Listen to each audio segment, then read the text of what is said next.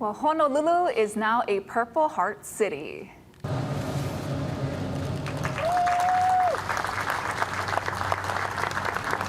A ceremony was held today at Honolulu Hale to commemorate National Purple Heart Day in honor of our military members who were wounded or killed in combat.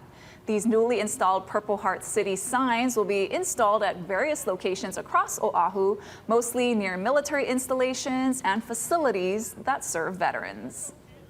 These signs are a promise to honor, support, and remember the sacrifices of our Purple Heart recipients and their families.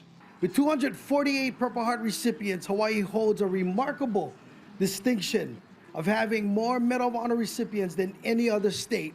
But the fact is that this keeps the tradition alive that people that sacrifice so much will never be forgotten. Not even to the people here, but their families as we go forward.